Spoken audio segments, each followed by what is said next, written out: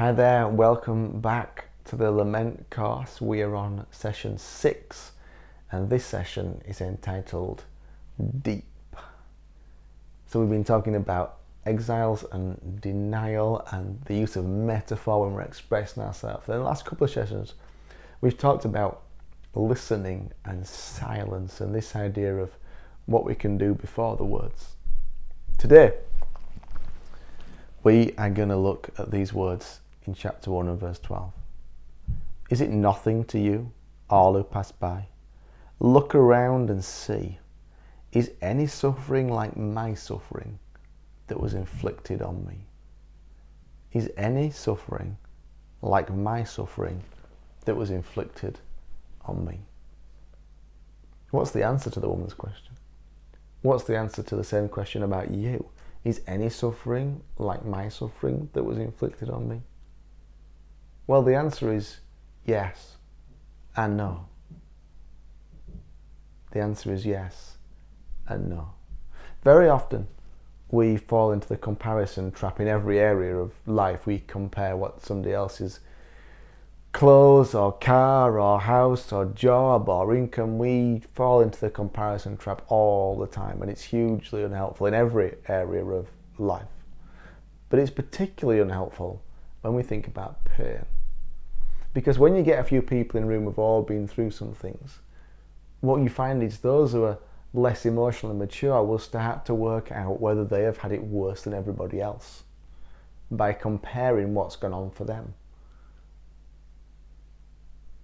Which is a fascinating thing to do. So people either do that, or people either sometimes people maximize their pain, so they tell everybody about it and how terrible it is and how awful it is, and they kind of embellish it a little bit because they want everybody to know what a terrible time they've had.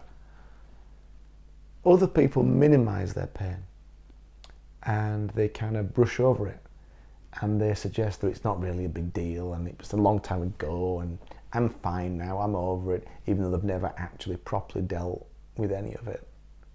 But here's the thing. Pain cannot be compared because it's unique to you and your circumstances. It might be big, it might be small, it might be a very Western first world problem, but to you, it's painful.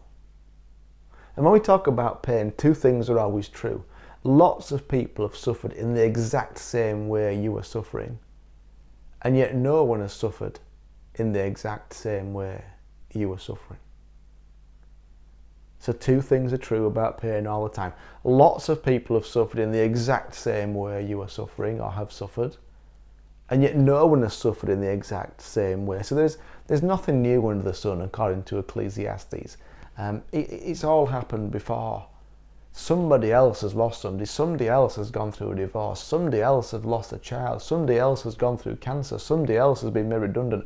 It's like it's happened to tons of people before, but here's the thing.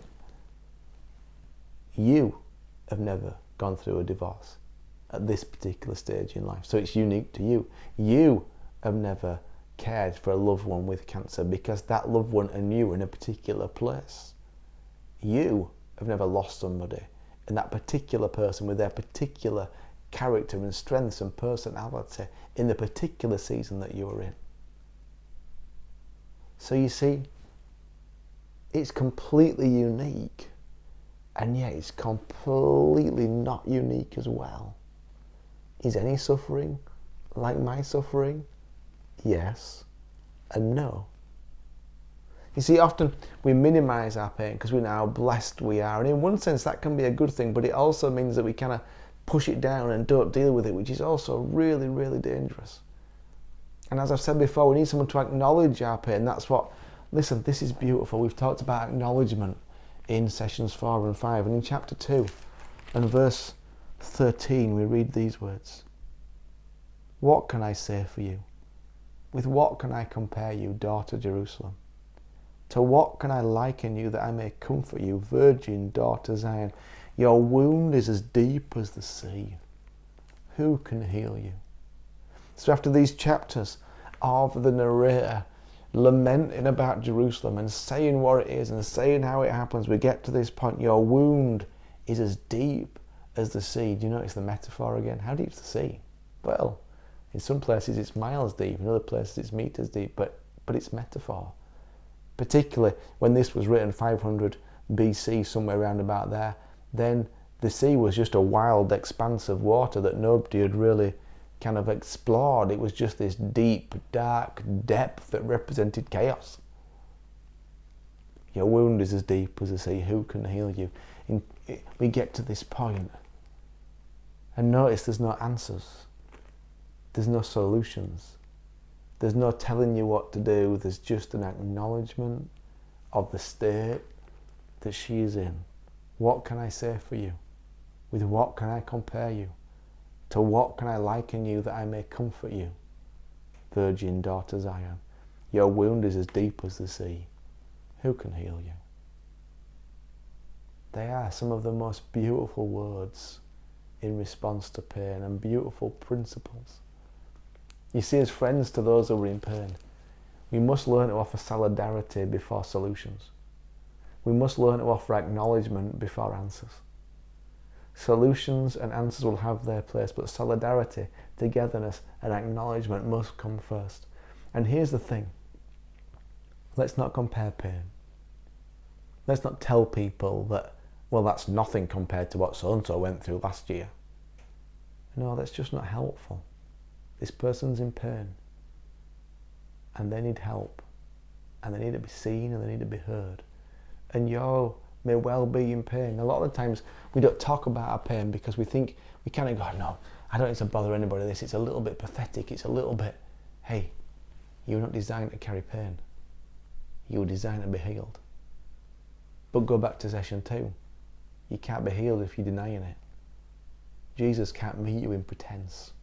He can't meet you in fantasy land where your life's wonderful, whereas actually you have got all these razor cuts on the inside of you. Is any suffering like my suffering? Yes and no. But let's not compare. Let's not compare our pain to somebody else's, and let's not compare somebody else's pain to yours or somebody else's. It's just not helpful. Let's meet people in solidarity before solutions. Let's acknowledge their pain before we give them some answers. And let's remember the wise words from chapter 2 and verse 13. What can I say for you? With what can I compare you? To what can I liken you that I may comfort you? Your wound is as deep as the sea. Who can heal you? God bless.